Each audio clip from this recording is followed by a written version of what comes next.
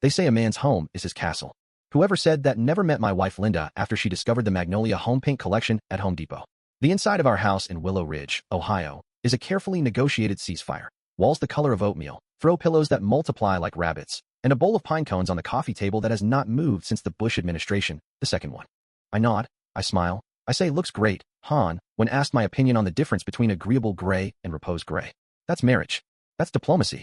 But the garage, my 2-car, insulated, epoxy-floored, 20-amp, on, every wall garage, that belongs to me. That is the sovereign nation of Tom Brennan, population 1, plus whatever project I'm currently breathing life into with a welder and too much coffee. On the first Saturday in October, the temperature hit a perfect 71 degrees. The Browns were on a bye week, and God himself smiled on Central Ohio. I rolled the door all the way up, fired up the playlist, Springsteen, Seeger, and a little Mellencamp for regional pride, and went back to work on Delilah. Delilah is a 6-foot-tall, great blue heron built entirely out of recycled Detroit iron, mufflers for the body, a flawless 1987 Camry header pipe for the neck, and roughly 400 spark plugs MIG-welded into jagged, magnificent wings.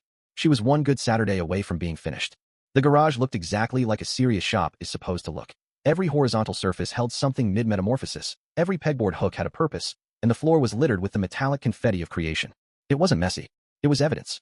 I was tacking the last wing feather when the sound cut through the crackle of the welder and the boss singing about glory days. One sharp, disapproving TSK. The kind your mother-in-law makes when she spots dust on a baseboard, only weaponized. I flipped up the mask, and there she stood on the sidewalk, dead center in front of my open door. Evelyn Pritchard, president, treasurer, and sole enforcer of the Willow Ridge Homeowners Association. 58, Pilates fit, ash blonde bob that never moves in the wind, and a clipboard that might as well be Excalibur. Trailing behind her on a rhinestone leash was Duke, a Bichon Frise who wears sweaters with more attitude than most teenagers. Evelyn didn't speak. She didn't need to. Her eyes swept across my kingdom like she was appraising a landfill, lips pursed so tight they went white. Then she wrote something on that clipboard with the fury of a woman signing a death warrant. Duke lifted his leg on my curb and gave me a look that said, "This grass is now property of the regime." I waved, friendly as always. "Morning, Evelyn. Beautiful day, huh?" She didn't wave back.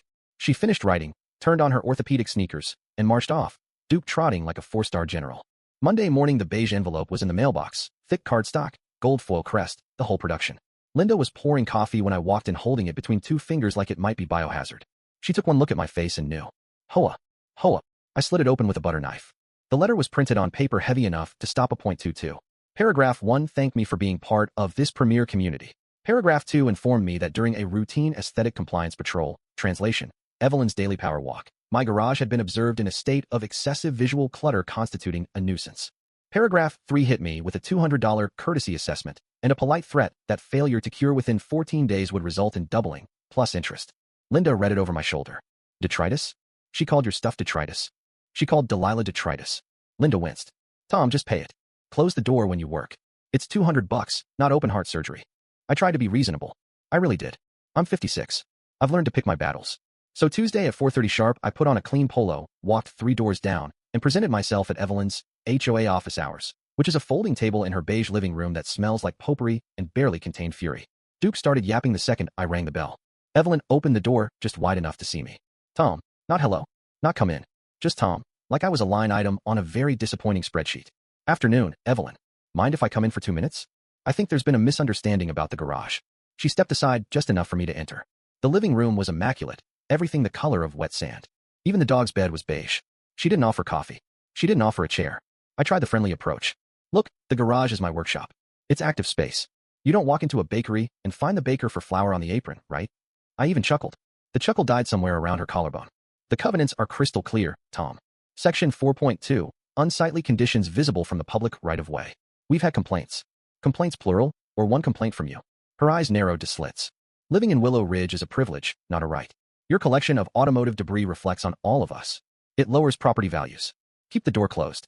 You have 13 days. She delivered the last sentence with a thin smile that never reached her eyes, the smile of someone who had never once in her life lost an argument with a man in a polo shirt.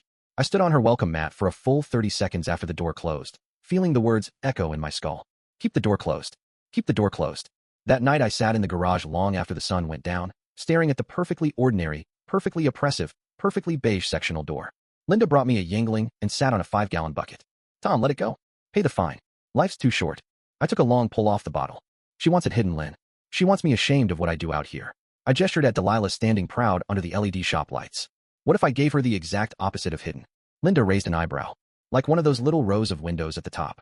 I felt the grin start somewhere down in my boots and crawl all the way up. No, ma'am. Not windows. The whole damn thing. 16 feet wide, 7 feet tall, every inch clear tempered glass. Commercial grade. Black anodized aluminum frame. Like the front of a Rolex store. I'll keep it closed, just like Her Majesty ordered. But she'll have a front row seat to every socket, every spark plug, every inch of Delilah, 24 hours a day, 7 days a week, until one of us moves or dies. Linda stared at me for a long, quiet moment. Then she started laughing so hard she had to put the beer down before she dropped it. When she finally caught her breath, she wiped her eyes and said, "Tom Brennan, that is the single most expensive act of petty I have ever heard. I am in. 100%. The next 4 days were a masterclass in suburban desperation. My Google search history read like a cry for help. Full view glass garage door residential. 16 by 7 commercial glass roll-up door. Apple Store garage door for house. How much does transparent spike cost? Black anodized aluminum full vision door, Ohio. Hipster brewery door in HOA neighborhood, doable? 17 phone calls. Most guys heard Willow Ridge and hung up like I'd asked them to rob a bank. One guy actually laughed so hard he started coughing. Another quoted me $18,000 and then added, "But I'm not suicidal, pal." I was on my 4th beer and ready to give up when I found premium overhead out of Columbus. The guy who answered was named Frank.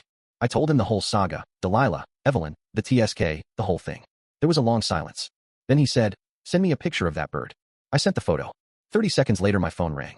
"Tom, this is Frank. That's the most magnificent thing I've seen all year. We're doing it." My lead installer Ray is a former Marine and hates tyranny in all forms. He's already on his way to measure. Ray showed up the next morning in a black F-350 that looked like it hauled justice for a living. He walked into the garage, looked at Delilah, tapped a muffler wing with a knuckle the size of a hot dog, and said, "Nice beads, brother. You lay those with a 3/30 seconds rod." "MIG. Only rig I got." He nodded slow, respectful. Then he turned to the beige door and slapped it. Hard. The thud echoed like a judge's gavel. This oppression ends today. Ray spent 2 hours measuring, sketching, and speaking a language of high-lift tracks, jackshaft openers, and tempered low-E glass that made my credit card sweat just listening. Then he laid out the battle plan. We don't ask for a glass garage door. We ask for a modern architectural full-vision enhancement featuring black anodized aluminum framing that harmonizes with existing black shutters and entry hardware, while providing passive solar daylighting to reduce electrical consumption. That's the HOA kryptonite, passive solar daylighting. They hear green, and their brains shut off. He wrote the application himself.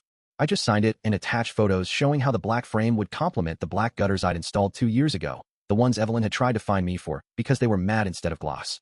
2 weeks later, the approval came back from the Architectural Review Committee, 3 old guys who rubber stamp anything Evelyn slides across the table while watching Matlock reruns. Application 182B, approved. I paid the original $200 just to keep the peace. Evelyn gave me a smug little finger wave at the mailbox. "Glad you came to your senses, Tom." I smiled the smile of a man holding 4 aces. "You have no idea, Evelyn. Installation day was better than the day the Browns beat the Steelers in the playoffs. They tore the old door out in 43 minutes flat." Evelyn walked past with Duke while the bay was just a gaping hole, and I swear her step had extra spring in it, thinking I'd finally bowed to the beige overlord. Day 2, they brought the glass, for panels so clear you could read a license plate through them from 50 yards. Ray's crew moved like a pit crew, suction cups the size of dinner plates, lasers, levels, the whole ballet. Evelyn drove by in her champagne Cadillac at the exact moment the bottom panel locked into place. She slammed the brakes so hard Duke slid into the dashboard.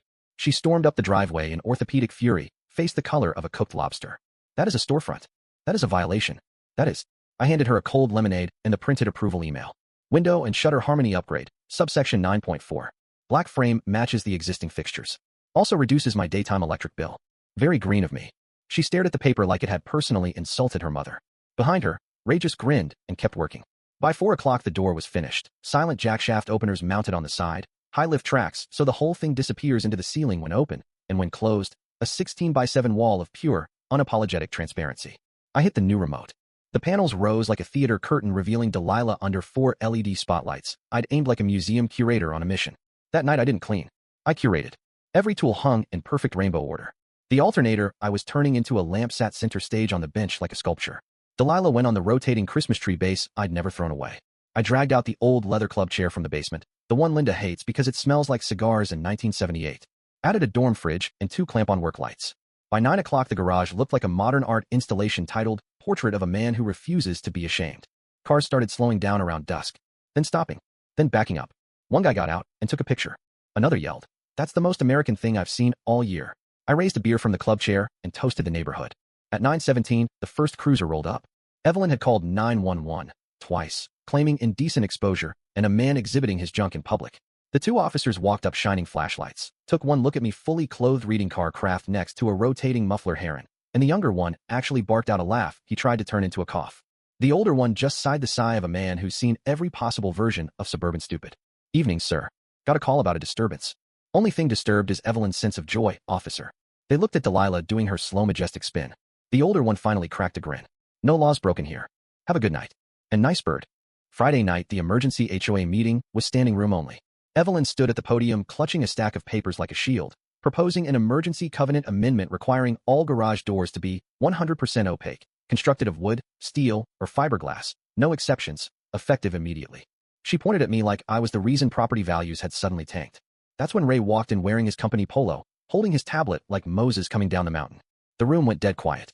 He read the approved application aloud, word for bureaucratic word. Then he turned the tablet around so everyone could see the signature page. The place erupted. The guy with the band basketball hoop stood up. The lady with the flamingos started clapping.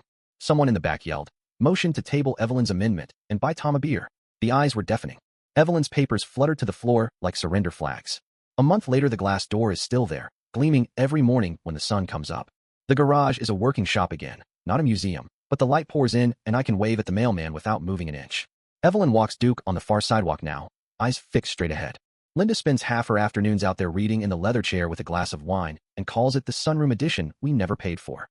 The old beige panels are still stacked in the back corner. Every time I walk past them with the welder plugged in, Linda gives me that look. Last week she caught me measuring them. Thomas James Brennan, you are not building a second bird out of the old door.